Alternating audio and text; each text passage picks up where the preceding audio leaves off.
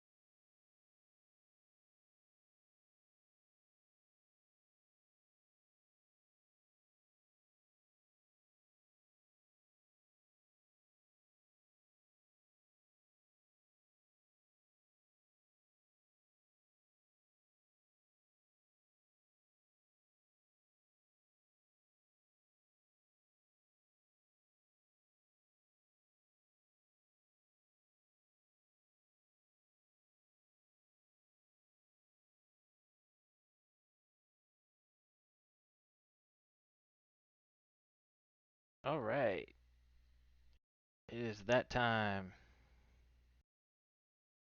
So tonight we're going to be exploiting Jenkins and looking at Windows tokens. This is Alfred on TryHackMe. Pretty easy box. The instructions are pretty clear. It'll make it easy to kind of follow along. Um, so it should be a pretty easy box to do. This is another subscription-only room, so you'd have to be a member of TryHackMe. And they are, a good price for what you get. It is kind of more of a learning type platform and helps sharpen up those skills in areas that you might have not tested before. All right, so I went ahead and started up the box, just get everything going. So we'll go ahead and get that IP address going, and we'll scan that one. So again, I like to put my scope into a targets file, so that again keeps making sure that you're on track and don't mess up. So put that into a targets.txt, and then we're gonna control X and then enter, and then that's gonna save that targets file. So now we can do nmap, and we can do -il for input list targets, and we'll do a -pn for no ping and T5. We just want to see what the initial ports are. We'll save this as a init scan.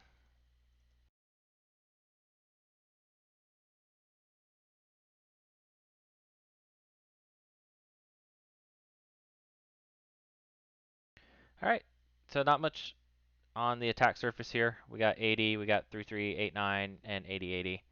Um, while we look at the websites, we can have a more detailed scan. So I'll just push up on this. We'll change the options for nmap to be um, script equals default version and vol, and we'll call that detailed scan.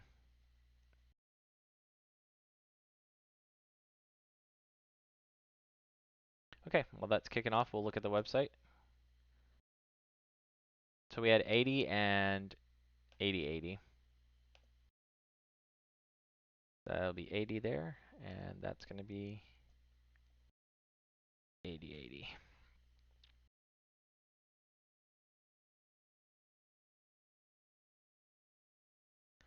So on 80, we have a generic page, it looked like. Um, I looked at the source of this page. I pulled down the JPEG to see if there was anything on there. So if you were, again, one of the good tricks to kind of do on this is wget. So we'll do a wget and see if there's any exif data on that JPEG. Oops. All right, and that's called bruce.jpg. open up a terminal down here, and we'll call wget, and that was bruce.jpg. The reason you do wget is that it will save the actual file information on when that file was created. So you can kind of see here that this file was created on October 25th. And that sometimes will help you kind of narrow down information if you need to figure out like a certain tweet happened or things like that on CTFs. Okay, so we have a JPEG. We want to see if there's any data in there. So we could look like EXIF tool. We can type in Bruce here.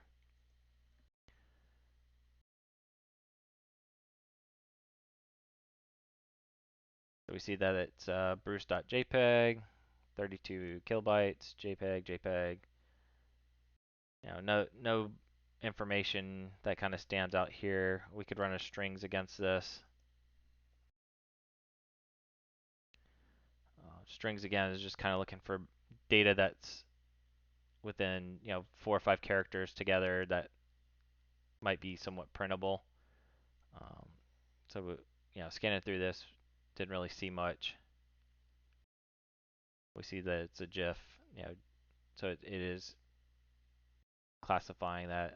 Again, you could hide data inside that still though. So nothing points to any EXIF data on the JPEG here. That it's maybe hiding some data or anything like that.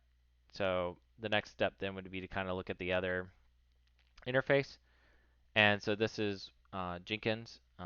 If you not had experience to Jenkins, it's a CI/CD tool, continuous integrity, continuous development, if I remember right.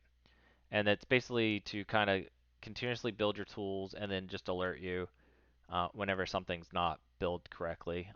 I have this in my own home lab. I have it consistently building a couple Docker containers, and then it just emails me if something's wrong, and then I can go look at those. So we have an admin portal. This is something that we have, and we could look up what's the default creds to Jenkins.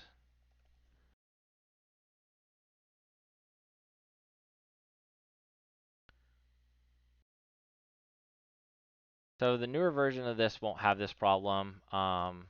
It kind of makes you set up the password whenever it happens, initializing the configuration along with the username, password. Default login is admin password. So we could try admin password. A couple of other things to always try on interfaces like this too is common passwords like admin, user. So I tried admin password and then I tried admin.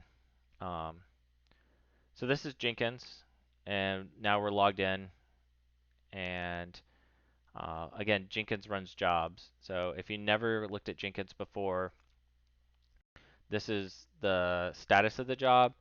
This is how well it's done in the last 5 builds.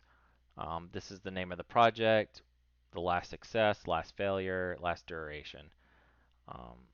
And Jenkins runs on the host that it's installed on. So whatever host that is, the underlying OS is being used to run the Jenkins job.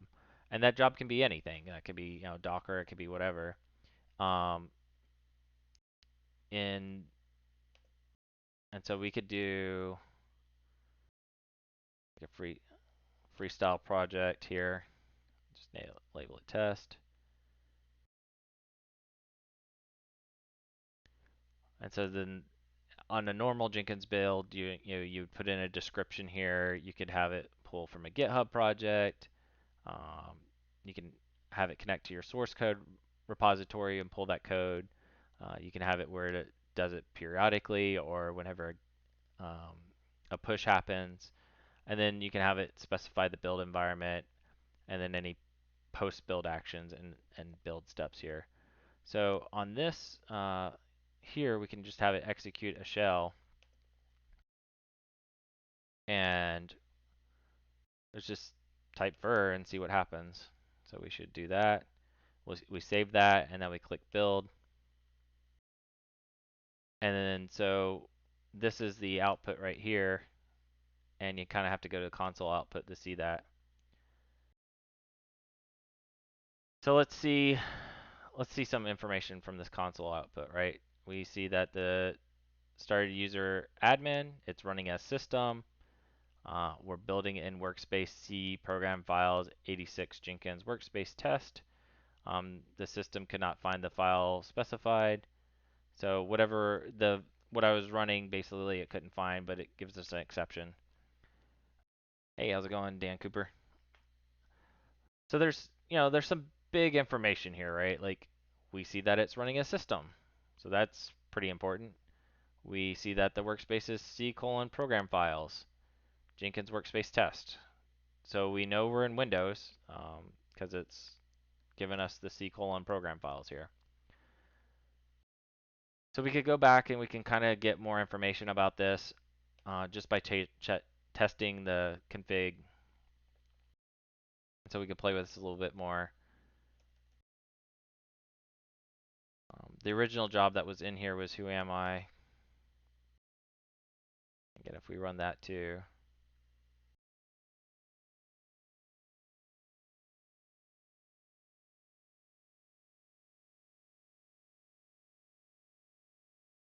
It's not liking that kind of command. It might be the way that Jenkins was configured. We could do a different type of job. So like we're executing a shell here. Let's execute a Windows bash command and see if that works.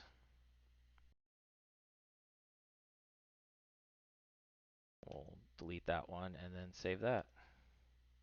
So what we want to do is we want to kind of get an idea what system we're on. So we better know how to posture our attacks. So the reds, you can see that was not successful, and the blue one was successful. So we know something worked right now this time. And so who am I? And we got Alfred Bruce. So we are able to execute commands on the system, which is great. Like you always want to try to get some kind of remote code execution on the system. So with that, then we need to figure out, well, what tools are available to us? How do we execute something that's going to give us a callback? So the first thing I would kind of look for before look at would be like a reverse shell. So we could see if we can find a reverse shell.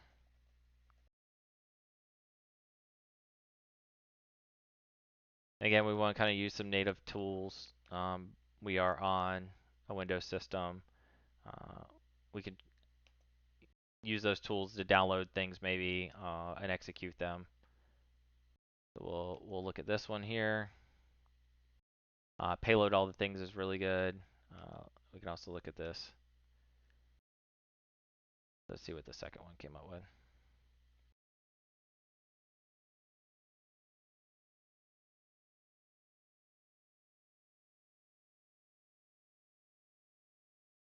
So this is saying that MSHTA runs a Microsoft HTML app host. The Windows OS is responsible for running that. And then this seems like, again, we have the ability to spin this up and then point the system to that. So, why not? Like, let's try give that a shot, right? So this is using Metasploit. And let's make sure we're not going off our task here too much. So we discovered how many open ports there were. We figured out the username and password. We haven't got the user.txt flag. We'll look at that after we get a shell. And then so this is talking about switching shells. And again, the cool thing about this is it's kind of guided. It'll tell you some things to do here. I'm trying to do it a different way to kind of show you guys that there's so many different ways to do this. You don't have to do the same way that this talks about. I highly suggest that sure you do this the first time like this, but then the second time you do it some new method that you were researching or looking at. One of the things I was testing before streams was LOL bins, and it's similar to what this is asking you to do basically. So if you've never seen LOL bins, these are native binaries on a Windows host, and they have different functions that you can do here. So you can do execute, you could do download, things like that. So like I was looking at bitsadmin here, and this tells you, the commands to basically run with bitsadmin. Yeah, kind of like GTF commands. Yep, except it's for Windows. Yep, exactly. So you can see here, like here's the downloads command. When I was doing this, it wasn't downloading it. So again, we'll kind of have to go through a different method. Uh, but definitely something to try. Like you should get comfortable with using native tools, and try not to like always just go to PowerShell. PowerShell is getting caught more often on pen tests and things like that, and so that's going to get you, flagged. And that's kind of the method that they're talking about here with the initial access is doing PowerShell. Um, even trying to get like a shell with nishang. But again, those type of things, downloading something from a port and then executing will get, caught on a more advanced test. So try to do something different. All right, so let's get back to this. Let's see what we're doing here. So we're going to go ahead and spin this up in Metasploit. Um, oh, and our scan's finished too, so we can look at that real quick. We can see that there are a couple vulnerabilities also with the remote desktop protocol. We could look at those and see if there's anything. Um, I think we're on the right path here though, messing with Jenkins and getting that to do our job. And again, that's going to kind of blend in on the system. The monitoring of that system is meant to know that Jenkins is going to build stuff. So blending in like that is going to make it harder to kind of detect.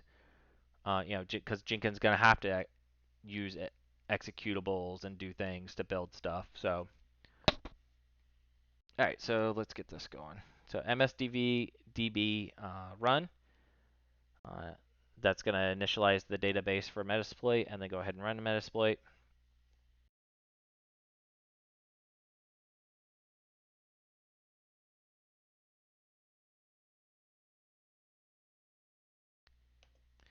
All right, so this is under, looks like exploit Windows miscellaneous HTA server. So use exploit uh, miscellaneous Windows. There we go, miscellaneous HTA server. There we go. Show options. So it's going to serve it on 8080. It's going to use PowerShell 86. That's fine. So they're setting the service host and the L host, which we don't need to do, and then exploit. Yep. We'll do -J so that puts it in the background for jobs. And so then that gives you the HTA file that you're going to basically use now.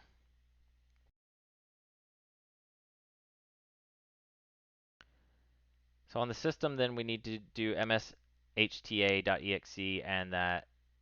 And again, if you looked at those LOL bins, we can see that's going to be one of those here, mshta, as an execute an alternative data format. And this is telling you the same thing. Here's the msta evil file. Here's a way to execute VB script, JavaScript, and then alternative data streams. All right, so let's get Jenkins to do our dirty work for us. So we'll click back, and then now we're going to configure this project again.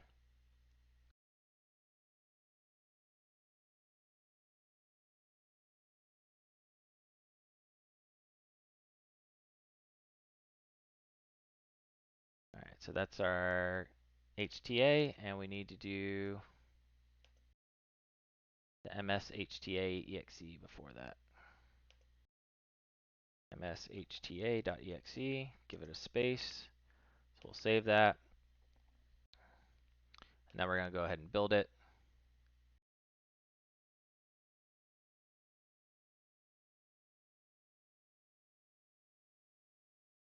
All right, so this is a good sign, right? This is spinning, this is doing something, it's waiting for some kind of input.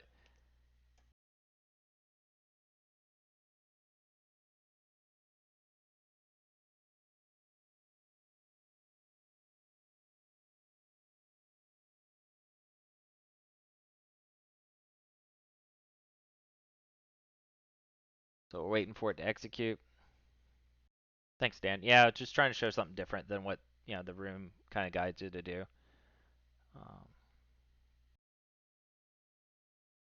we know it's executing. We know that stuff's running in the background here.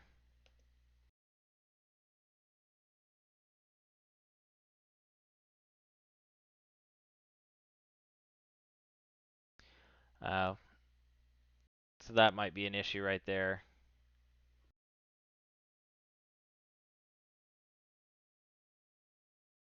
All right, so let's jobs dash K to kill all jobs there.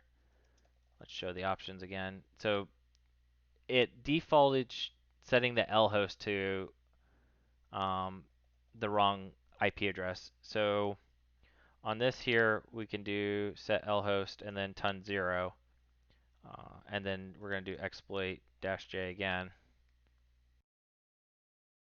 And that's not taking that, which is interesting. All right, that's fine. We'll do that, and we'll set L host, and we'll manually set it then.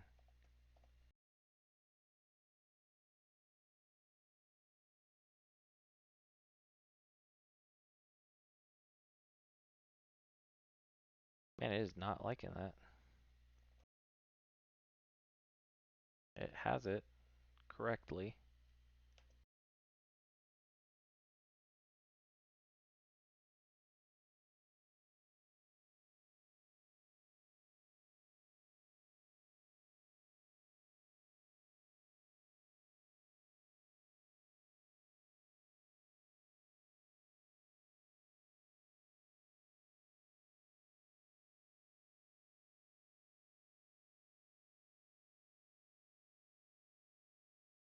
So what we're trying to do is get this to execute on the ton 0. For whatever reason, it is not.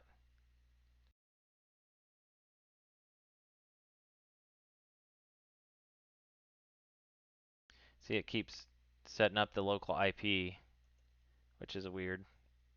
It shouldn't be doing that. It should be taking what I give it, that's even right there, and going for it with that. All right, so let's just do a jobs-k, and then what we'll do is we'll set payload.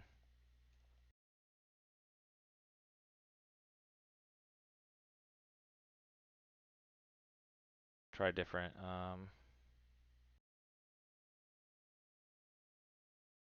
Well, we know it's x32 based on where it's executing, so we don't want to do 64. We'll probably kill this job, see if it'll kill it. Yeah, because it's just gonna hang the system.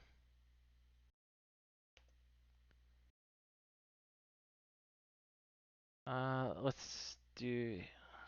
Let's see.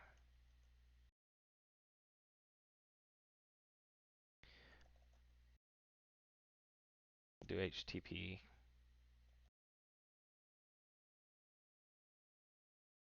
All right, so there's reverse HTTP. There's that. Let's set the L URI to Jenkins. Okay. So now that should generate hopefully a new one. That is not generating a new one.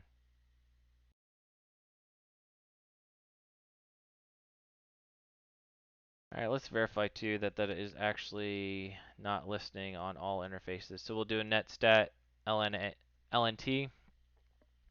And again, we're looking for the 8080 port here. And so that's interesting here. You can kind of see that it is doing it on all interfaces. It's just not reporting it correctly in Metasploit. So kind of a weird instance there.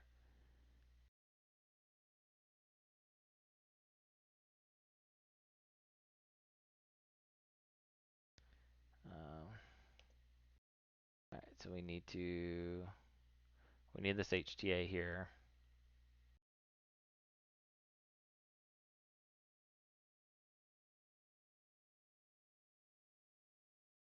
So again, the only problem with this too is that, yeah, okay, it's in boarding. Thank you.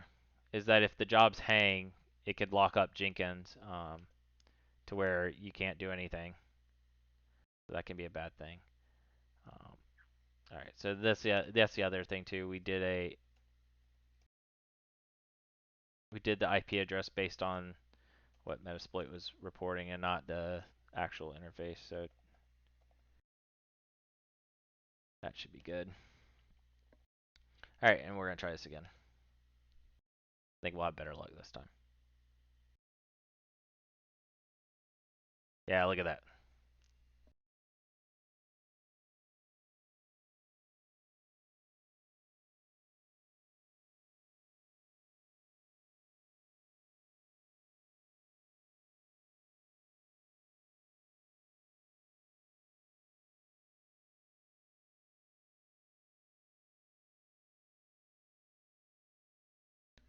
So this might take a second to kind of execute and get everything going. Again, it is a little different than normal. If it doesn't go, we'll go the regular amount. Then we see that it executed correctly.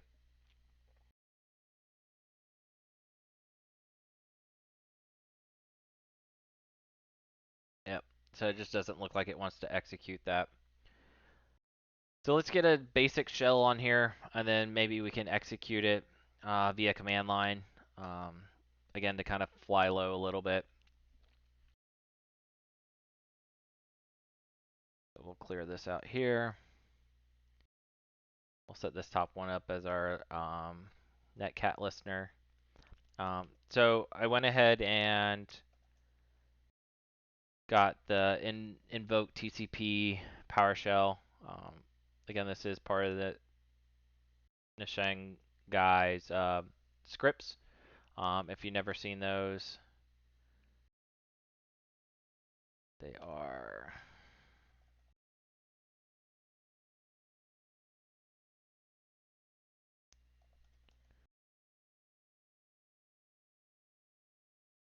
they're right here. He has a bunch of different types of scripts and things to kind of get you access or use Active Directory. Kind of again fly a little bit under the radar with stuff. Yeah, here's the shells one. So you got PowerShell TCP.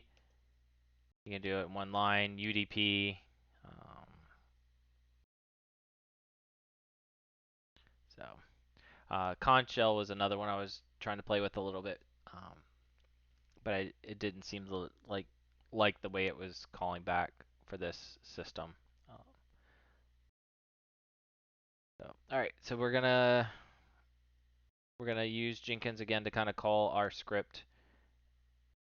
So we'll need to go back up to the project, configure, and we're gonna use the PowerShell one-liner download and execute. And again, the room kind of gives you this to you, which is nice. Close some of these windows here. We're going to try this MSHCA after. Let's see if that works. So here's the script here. And if you've never seen PowerShell before, let me explain what's going on here. So this is calling PowerShell, and then it's calling to execute whatever's inside, whatever's next. And so we're calling a new object, and that's going to be a web client, and it's going to download whatever's at this address into a string. And so then that puts basically the PowerShell script into memory. And inside the PowerShell script, there's a function called Invoke Powershell TCP. And then these are the parameters of that. So there's a parameter called reverse, and then you specify a parameter for IP address, and then you put your IP address, of course, and then a parameter for port and the port number. And so if you read this script, it's basically calling some Windows PowerShell API functions to set up a tie-in to like the command line and take data in from the port and push that to the command line, and then basically take the output back and send it to that port. Um, and so that's the basis of a reverse shell. Um, if you've played with that before. All right, so we're gonna have a we need to host this script, and then we also need to listen. So we're gonna split this window, and then we're going to do so if you've never done you should go ahead and start learning the Python 3 methods because Python 2 is depreciated. So Python 3 calls the method, and then it's http.server, and you can then specify the port number. So we'll call 8080 here. Oh, apparently 8080 is in use, so we'll call 8000. And then for this, oh, that's right. This is 8080, right? No. Yes. Okay. And then netcat lvnp, so listen verbosely, numbers, and then on port, and we'll call this one all sevens. So this is where our shell should come back to. So we're going to pull the file from this web server, it's going to execute it, and then it's going to come over here and give us a command line. All right, so that's that. The port was 8000. So this line here is again downloading a string from our web server. It's pulling that file, and then it's going to invoke it, and it's going to cause the script to execute, and it's going to basically give us a reverse TTL session here, or a PowerShell type session, and that's going to be this port here, the sevens. And if that doesn't make sense, feel free to just, you know, type up in chat or anything like that. So now we build it. So we see the invoke, we got pulled, there's the shell there. So we got a shell now, right?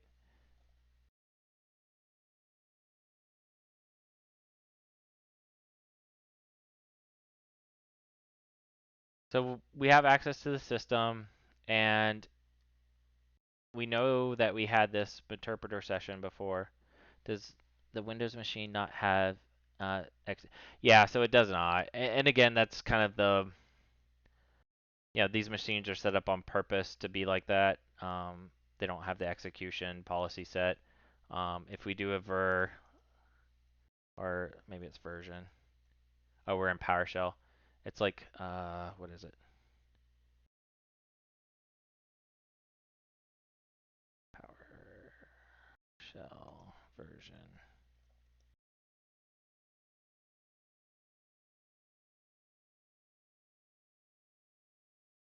Post-op version, okay.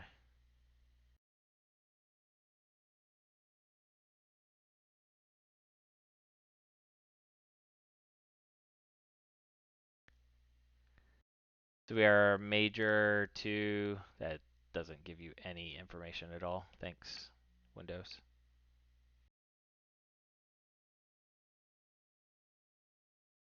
Yeah, so it's kind of turned off for learning purposes. And on the older versions of Windows, it wasn't there. That wasn't a big thing.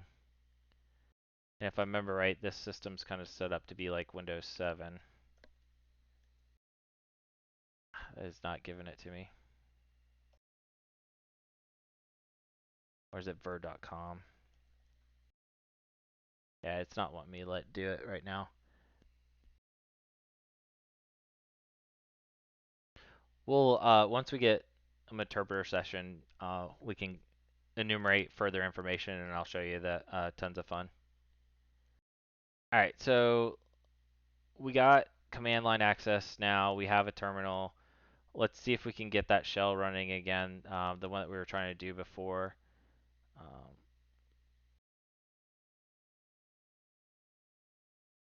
So that was mshta. The only problem with that, though, is if we do that, it might hang. So let's give it a shot anyways. If not, we'll just restart the box. So we're in PowerShell. So to start a process, you do start process. And if you just try that, it'll should error out and tell you. Maybe.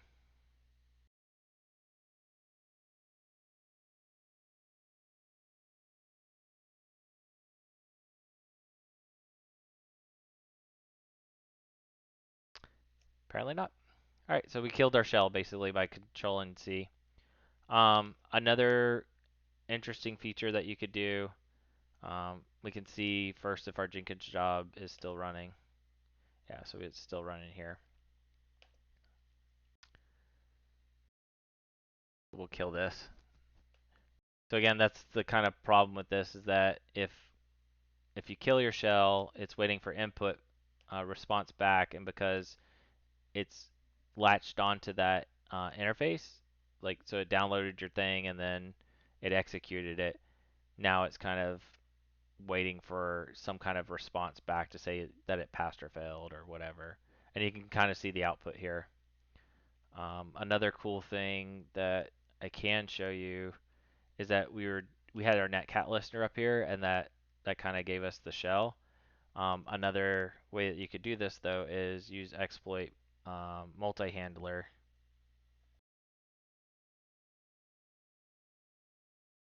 And then set the payload.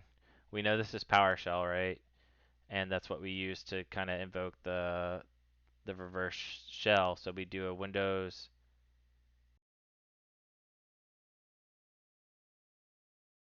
PowerShell reverse TCP. Then we set the L port to be all the 7s and L host.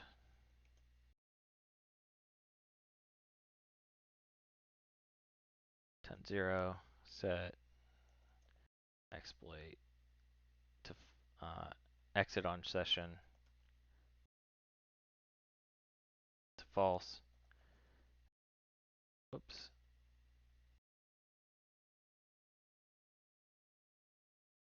Alright, so then now if we show our options, so we're using the exploit multi-handler. This is the generic listener for Metasploit. And then we're telling it the payload is going to be Windows PowerShell reverse. And it should come back on 10.0 and then on that port. So then we'll do this. So what this is basically going to do is give us our shell inside of Metasploit. Okay, there we go. Thank you. And now we'll run that job again, not having netcat listener running this time. And then that way we can background the session or do things like that and not have that problem. So if we build the session again, we should see there's the job kickoff. There, it pulled it.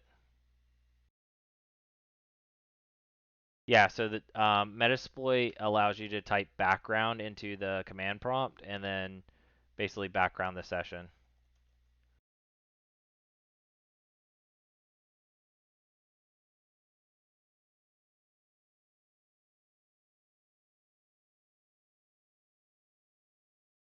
Yeah, it's super handy. It works out great when it works. That's the other thing. It's when it works.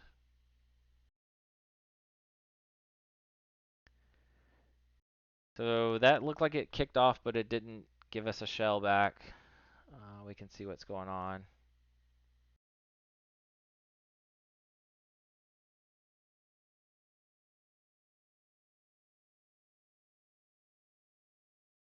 No connection because the target machine refused it.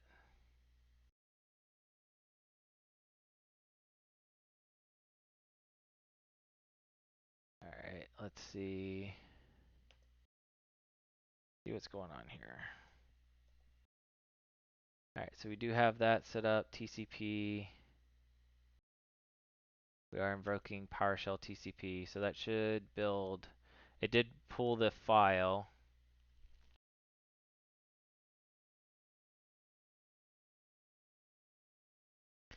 The only thing that's kind of weird is that it's doing :2020, which that's not the right port. Did it misinterpret my command apparently? That's what it looks like.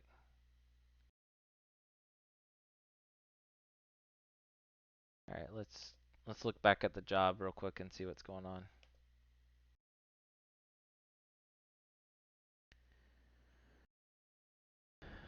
Okay, so we're downloading the string, yep. Invoke PC PowerShell, reverse IP address, PowerShell, yep, and then port 777. So that's looking at that's right. We do have our job set up, TCP listener on that. We can kill the other job just to make sure, but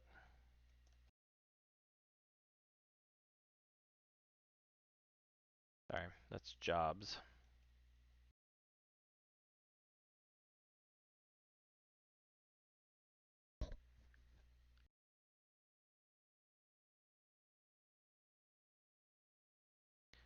Yeah, so it's little k and then 1. It's 4, sorry. Alright, so let's clear that again.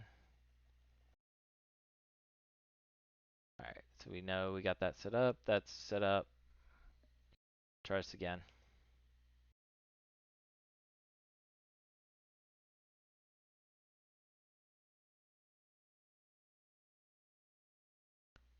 Got a good pull. Yeah, it's not wanting to go back there. So again, it can work. It usually does work. It's something that's not pulling the right. It keeps thinking the port number's 2020, which is incorrect. We're calling the right thing there. Download string.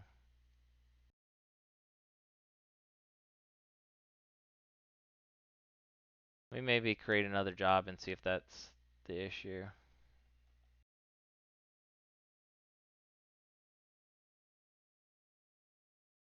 So if you go back out to the main system here, you can do new item.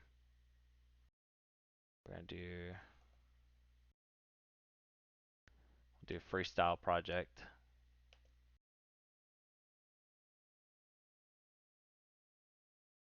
Add build step here. And then we're going to do execute batch command. So again, this is going to call that, download the string. We're still hosting it on 8000, that is correct. Invoke the PowerShell TCP reverse IP dash port. Okay, so everything looks right. Everything will look right in the auth loom too, but who knows.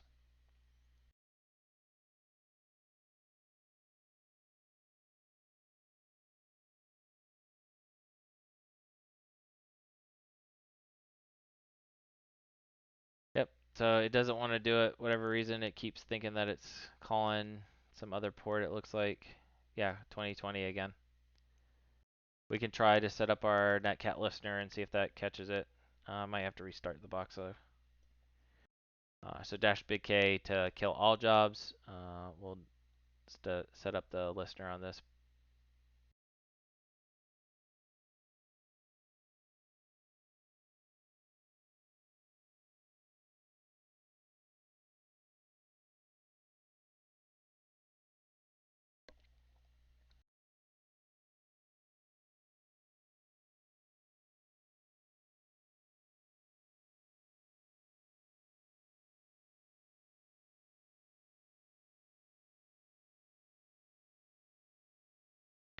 So it worked. That's again the weird part of this is that it doesn't make sense.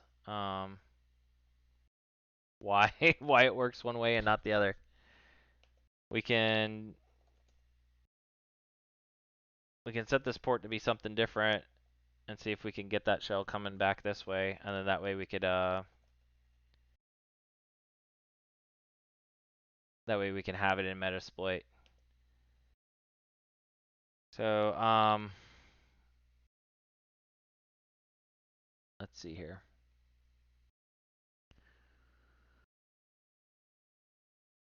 Should be able to. Let's see if we have that context right now. So when you loaded PowerShell script into memory, it should have that context of where, what's basically you loaded into memory there. So the invoke um, PowerShell TCP should be something that we could just call. If not, then we'll just execute it a different way, doing the same thing that we just did.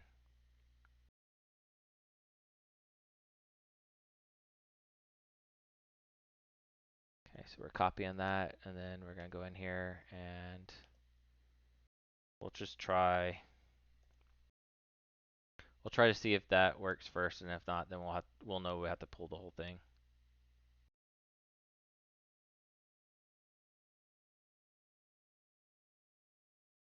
Invoke PowerShell TCP.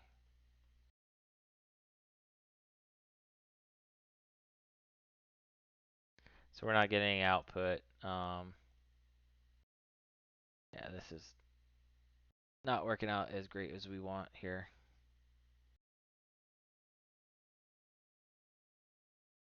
Guess that's what happens whenever you try to show off a little bit.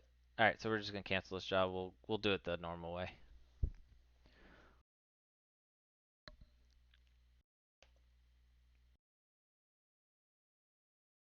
All right, build now.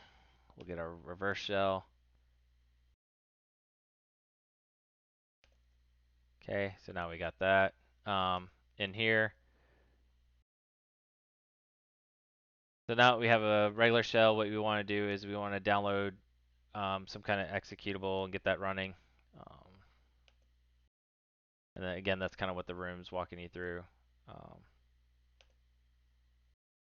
So you do MSF Venom, generate an exe, and then we're gonna download the file, and then you're gonna start the file process.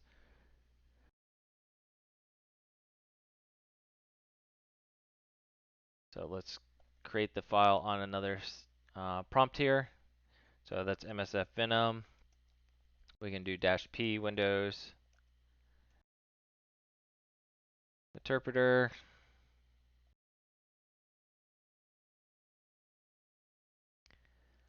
And then that's going to be lhost. So what this is doing is it's calling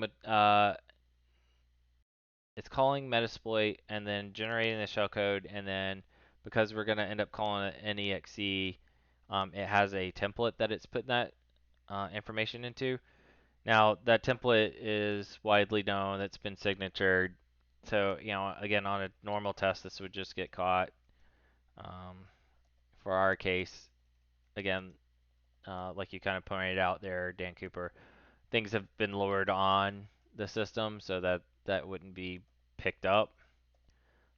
It's not ideal. You'd want to do some kind of FUD binary, something that's fully undetectable, which is what FUD stands for. Either through some other type of method. There's so many out there that you could use. So this is going to take the payload. It's going to set the lhost, the port. It's going to generate a file exe and then save that to metrev exe. So if we see now that should be right there. So based on that, we need to now download that from our command prompt that we have here. And that's going to do via download file. Then that's what this is kind of pointing out right here.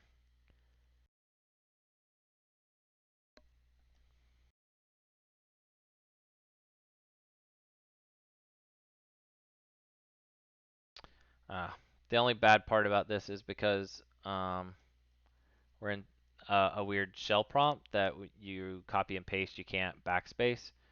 Um, so what I usually do then on that case is I'll take a text editor, I'll do this, and then I'll kind of set this up to where I need this to be correct first.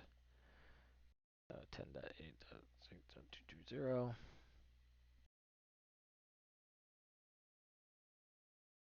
Again, remember we have our reverse shell still sitting here listing, so we can use that. And that's going to be the shell name, which we named it met underscore rev.exe.exe.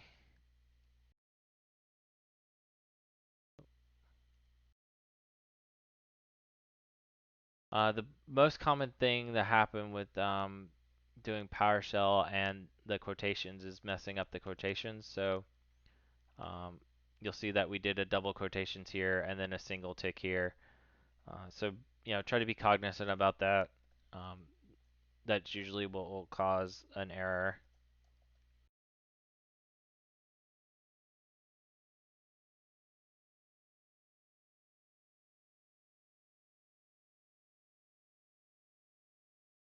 And I say that and I'm probably gonna mess it up. Yep. Alright, and then okay, that looks like that's it. So now we'll copy this whole thing and we'll put it in there. And hopefully that will download that.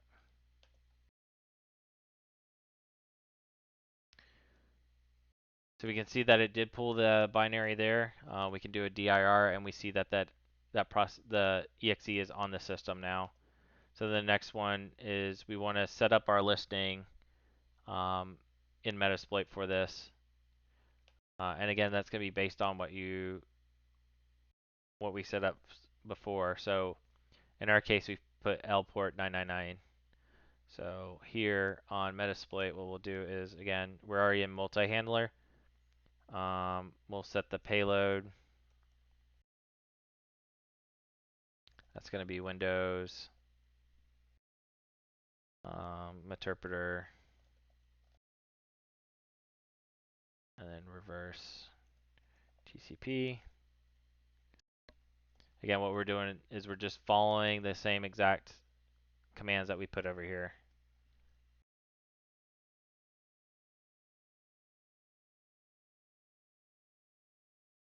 Ton 0, set L port, and that's going to be all nines. And then another good habit to get into is whenever you're setting up your multi-handler to set exit on session to false. What this means that is anytime, so Metasploit will automatically kill this job anytime that a shell comes back. And so by setting exit on false, it kind of gives you that ability to get multiple sessions back if you need to, but by executing the exe again or whatever you need to do.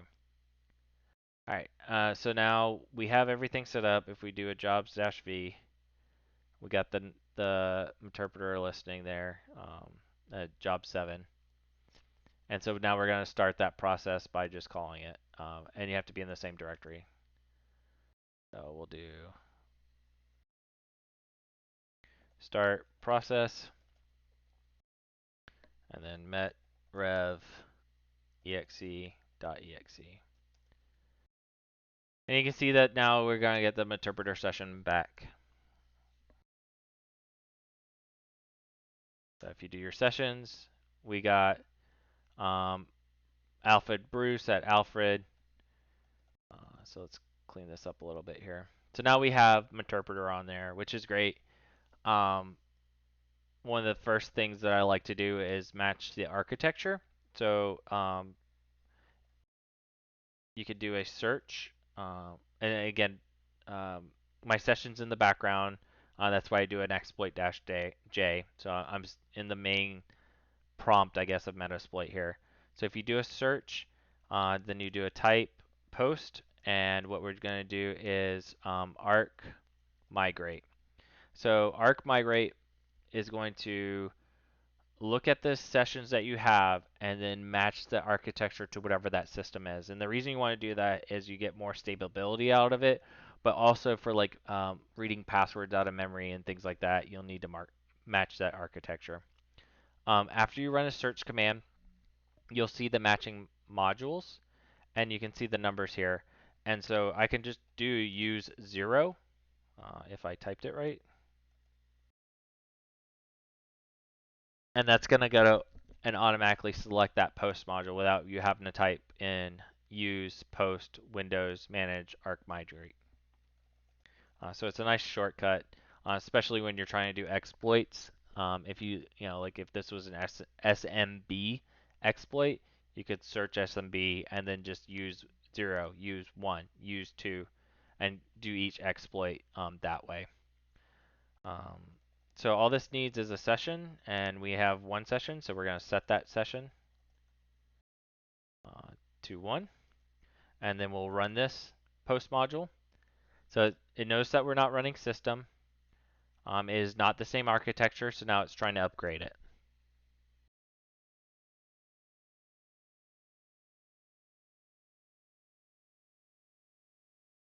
All right, post module complete. So now if we do our sessions, we now originally had an interpreter x86, and now we have a interpreter x64. And this is what you want. You want to match that architecture.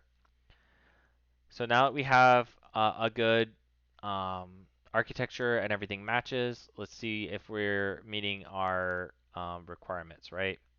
And so initially we had initial access. We needed to figure out the users.text flag. So in interpreter, if we use sessions, or I'm sorry, sessions, -I for interactive, and then 1.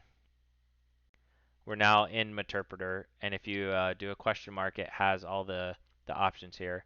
And one of those is search. Um, that'll take a while. One of the things I can show you once we get a higher level of privilege is if you just execute VNC, then you can just kind of see what the recent documents are. It kind of makes it. So arc migrate pulls victims architecture, switch interpreter, use payloads. No, it actually upgrades interpreter to the right architecture of whatever it is. So again, what we originally had was an x86 interpreter because that's what we called for the payload. It actually injects code into a process and calls it that way. So if we do an info here, you'll see here, spawns a new process with the correct architecture and migrates into that process. Yeah, and that's you want to match that. You want to match that architecture all the time. Um, so again, we could search through the file system, try to find that users.txt. What we really want to do though is kind of get admin access, and then it'll make it easier. So we'll come back to that, right? So we did this switching shells. You can generate the final size of the payload. When you called that MSF Venom, that's what that was. Um, so if you never learned about tokens, there's interesting tokens that happen on users, and having certain tokens can end up basically giving you like almost like an administrative right, right? So for looking at our sessions, let's look at our tokens real quick, and that's going to be get privs. So this is our privilege of our current user.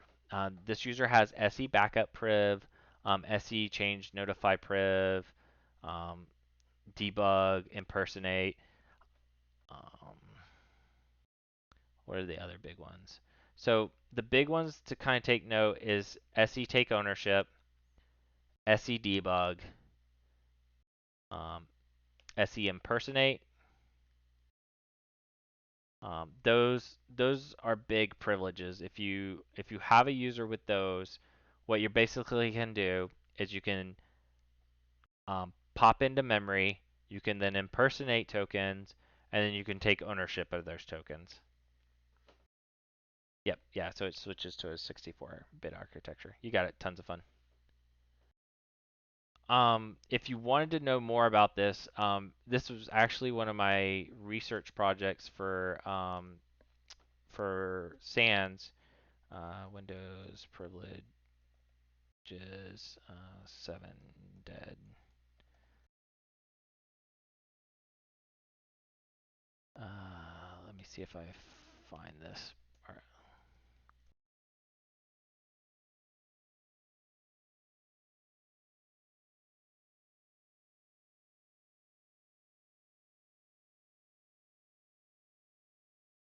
Oh, it's in the reading room. I know it is.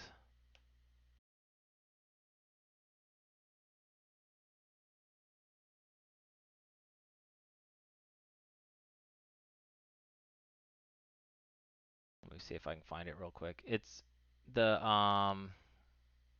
deadliest permissions, and I wrote up a paper on how to find them throughout your domain controllers and things like that. Maybe it's analyst papers. It's always hard to find. That's the only thing I hate about this, is finding these things. You know what? It probably is easier to do it this way.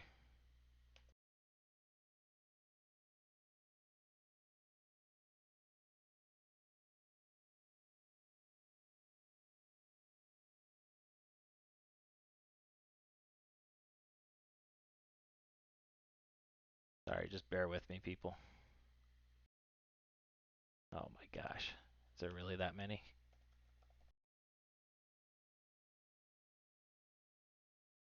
And it was the Windows one. Yeah, that's what it is. So the paper I wrote on this would you had to be a domain administrator, but what it would do is search out through your domains for these 7 deadly privileges, and if it would find those, it would highlight those for you to kind of lock down and make sure that those users really needed that. Um, so this kind of gives you more background about that type of stuff and gives you more understanding of what's going on and how that is. And I include scripts and stuff like that and show you how you can see the tokens for each executable on your system. And then, we highlight some of the privileges that are big, like SE impersonate, like we just highlighted, SE debug. This one wasn't on that. We notice here there's no SE TCP privilege. So it's again, it's good knowledge to understand more in depth of what your tools are doing, so that you can understand how to manipulate those. And I go through showing what privileges are and how to do that basically. So just something to kind of check out later if you want to. But anyways, back to the task at hand, right? Like, um, so they want us to run who am I slash priv, and that's just something you could run on a command line anywhere. Um, so who am I slash priv. So that one, of course, doesn't work in interpreter, but if you did it here on the command prompt, this shows you all the privileges that that user has, um, and what's enabled and stuff like that. So it's similar to what we just saw here um, when we ran get privs. And that's what it's basically doing in the background, is just calling that. You have a link to your paper? Sure. Yeah, did I close it? I totally closed it. Undo, close tab. All right. There you go. Okay, there you go.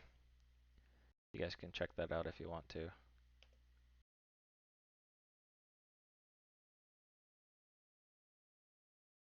All right. Where were we back at?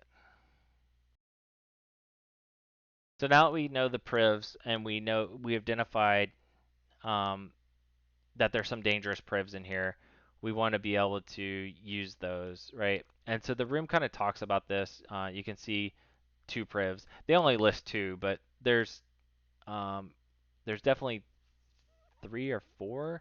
Like the backup priv is pretty bad because you can take over backup files. The debug one is, popping into memory. Impersonate is that you can impersonate tokens. Load a driver, yeah, that's pretty bad. Loading drivers. Um, and then what was the other one? There's a system environment privilege. That one's not as bad, but it will allow you to kind of manipulate the environments variables in Windows, so then that you could end up calling things that if you needed to. And then take ownership and I think that's restore is another bad one too. But yeah, I again, it's been a while. I haven't looked at that paper in a while, but it definitely covers um, some of the seven deadly ones is what they were called. All right, so we want to see what tokens that we can use in Meterpreter, right? So um, you can load additional modules into Meterpreter. So Incognito allows you to impersonate things. Kiwi allows you to kind of read memory. There's LAN attacks. Kiwi and Mimikatz go together. PE injector is a portable executable injector. So you can inject into other executables. Load PowerShell.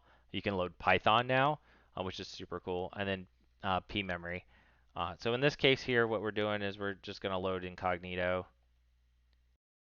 So this is going to copy a DLL into memory on the remote system and then load in those additional functions. And so now if you do a question mark, you have these additional functions. And we want to list the tokens. And you have, all right, list it by group or list it by username. And so let's just look at usernames, right? And so these are the tokens that we can use and look at. We're not currently system. We have delegation tokens for Alfred Bruce, which is who we are. Um, we have the IAS app pool, which really doesn't get us anywhere. This is kind of big. Like we can delegate to NT authority system. And if I remember right, that's kind of what the room ends up telling you. List G. Oh, so it wants us to list groups. So if you list out the groups, then that's going to show you based on which groups those are. So a bunch of NT service, which is big, and then we have built-in administrators, built-in users. So if we can again pretend that we're administrators, then that's good too, right? And so then that's what we're going to end up doing is we're going to impersonate built-in administrators, and this is all because of that permission of impersonate. We'll do that. We'll copy that. Again, if you need to look back here, you can see this. And now we can do impersonate token. And if you just do that, I think with the -H, it'll tell you. No, it doesn't. It tells you right here, double slash domain name. Um, and that's, yeah, so as they point out, Meterpreter quirk. So you need to make sure you have a double slash because in Linux, this is a character escape, and then this is not. So 2 slashes means that there's no character escape. So we're going to impersonate built-in administrators, token delegation available, successfully impersonated user NT system. So now if we do get privs, we should see still the same privileges, but then if we get UID, we see that we're NT authority system. So now we have system access to this, and that's pretty cool, right? Um, and so they tell you that you can figure out who get the UID that tells you there. Oh, it's another cool feature that they added now too is that this bar scrolls down wherever you're at, so that you don't have to scroll all the way back to the top. I really love that. All right, so we have access to the system. We have system admin access. One of the awesome things I like to do is I like to basically get like a VNC session, especially if I'm looking for text files. So let's generate a similar to what we had right up here. We're going to generate a VNC exe, and then we're going to execute it on the system and get VNC. So that's how you get, yeah, that's how you get privilege escalation using Interpreter. Another thing too you could try to do is we already have get system, but get system will do certain type of things too, like a name pipe impersonation. Um, it will look for those privileges and be able to do that too. Will it tell me? Yeah, so there's the token duplication in memory admin. And so it's looking for those type of things to kind of figure out a way to do that. So name pipe is in Windows. It looks at things as pipes, and so it'll do like this. And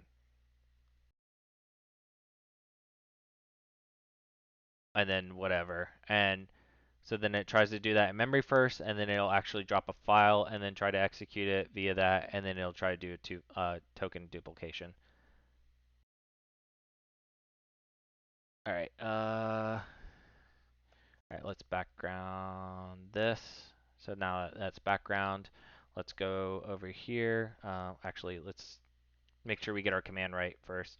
So we're going to use again exploit multi-handler. And what we're going to do is we're going to catch the oh, that's cool. So Metasploit must have updated now, and if you um, mess up, it kind of highlights what you're trying to look for. These tokens are based off of admin that has logged in, and the tokens are in memory, so this wouldn't work if the admin creds were not in memory, right? No, so you're thinking of Memicats and Kiwi. So in Memicat, using Memicats and Kiwi, I'll show you here. Sessions -I1. Totally messed up there. So if we load Kiwi, all right, and now if we do creds all, so this has whatever creds are in memory, right? And the ones that we're able to pull out is just Bruce because Bruce is logged in technically. Um, and you can see the NTLM here, and then this is the password based on that. You know what? Actually, why do VNC when we can just do a remote desktop? We do have his creds now. Our desktop.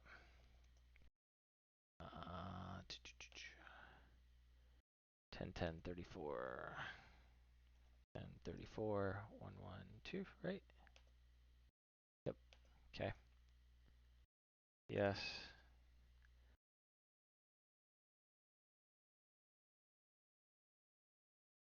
So again, this is just going to be Bruce though. That's not going to get us the admin.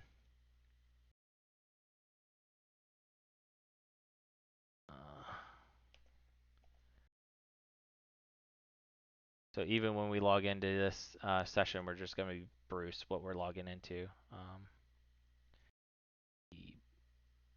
B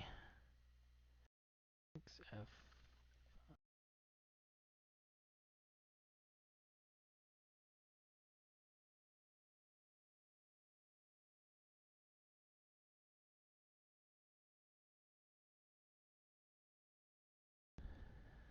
So that logged us in.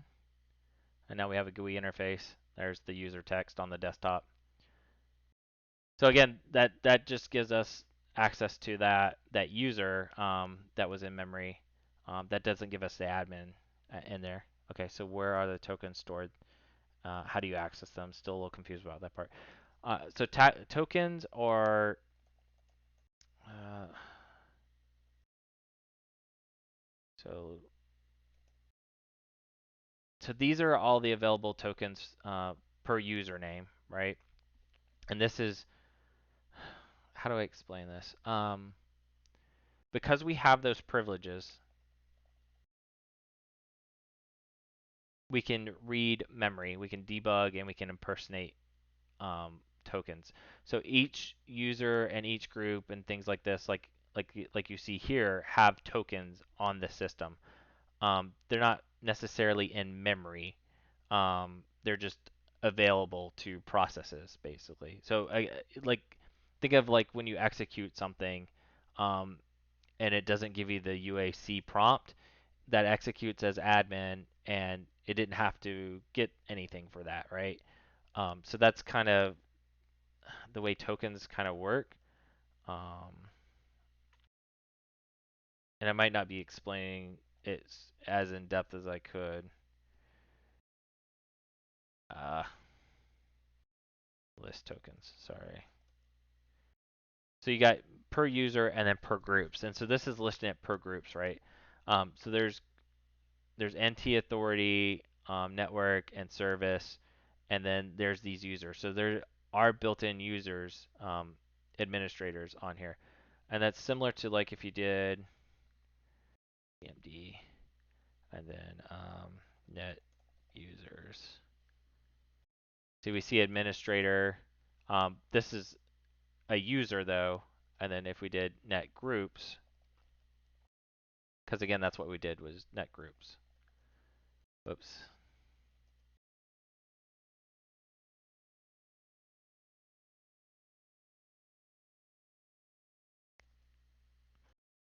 Oh, come on.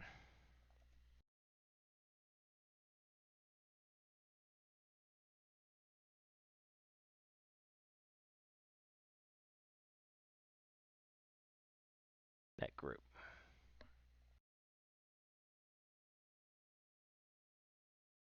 Why are you not letting me do that? Oh, it can only be used on a domain controller. Yeah, so um how do I yeah, so I mean you got when we're listing users, we can see Alfred Bruce here. And then there's groups on the system that are built in. And so these are like you see here built in, and we have built-in users, built-in administrators. Can I do net user administrator? There we go. So see, this person's part of the administrator's group here. So each group has tokens related to specific privileges. Yeah, exactly. Because we are a user that has that impersonate token, then we are able to impersonate other tokens on the system, to include these built-in users or these built-in NT or groups, right? So in this case, we're doing a built-in group administrators, which basically in essence makes the system think we're administrator at that point. Does that make more sense now? Tons of fun.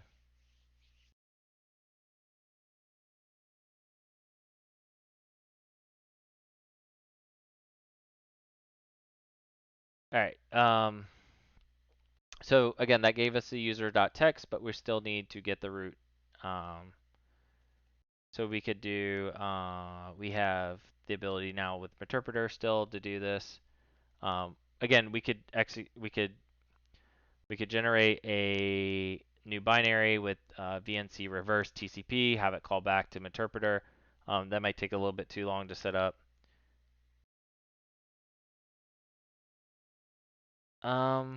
As far as tokens in registry, that's a good question. I'm not 100% sure on that one.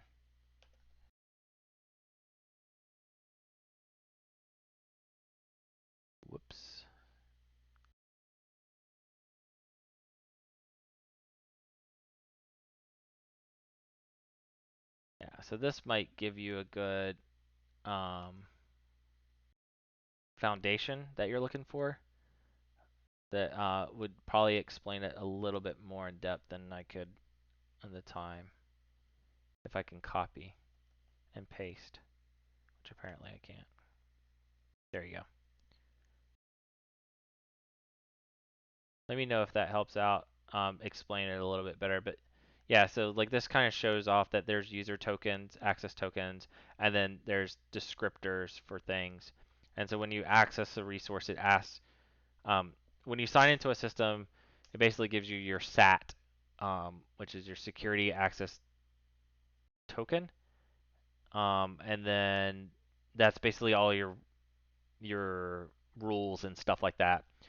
What this is doing is changing that in memory basically and saying, okay, because I can do the impersonate, I'm going to, change my access. And yeah, this talks about the privs. It shows you some of the same, groups and stuff like that.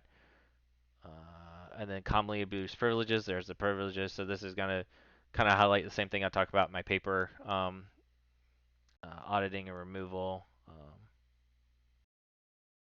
And then enabling privilege auditing, and identifying privileges. Yeah, so hopefully that gives you a bit more detail into exactly what you're looking for on that. Um, but yeah, this kind of background tokens are a little bit weird. They're not like stored in the registry, as far as my understanding was. It's kind of like processes in memory end up having that stuff, but the creds are not stored in memory because they're not creds; they're tokens. Um, but effectively, basically, if you impersonate a token, you're that level, whatever that is. Um, so I hope that explains it better. Um, okay, all right. Back to the task at hand. So the last thing we need to do is read that text file. So I'm gonna ls it and show you that you can get to it with your interpreter, and then that should get all the questions basically. So again, another big thing with this, yeah, you're welcome, tons, is that we have to do the escaping slash. So we're just going to do, because we're in interpreter, we can use ls. So that's another thing too. So we have to do the double slashes there.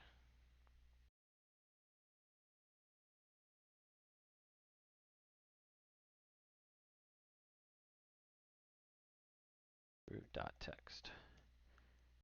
All right. So that shows you that we could read that file. I'm not going to show it on stream. You could do it when you complete the box. But that gets all our objectives. Again, some of the cooler things I hope that you kind of learned from this is that you could, like, you were wanting to see the creds for Bruce. We were able to pull that out. We were able to SSH into there. Again, we could migrate into this process, whatever this is, and then elevate that privilege too if we wanted to. And then this command prompt would have system admin privileges. Something to play around with if that's what you're looking to do on the box. I would suggest again to kind of capture that shell and Metasploit. It is finicky. It does work sometimes. Sometimes it doesn't, like you kind of saw tonight. Um, Definitely read more about the privileges and tokens. That gives you more background on information about understanding how to look for that stuff and then how to manipulate it and be more successful on your test, on any pen test or like OSCP or anything like that. Yeah, so that's it. That's gonna wrap it up. I hope you enjoyed the stream tonight, and I'll be back next Tuesday. Thanks again, everybody. Have a good night. Stay safe.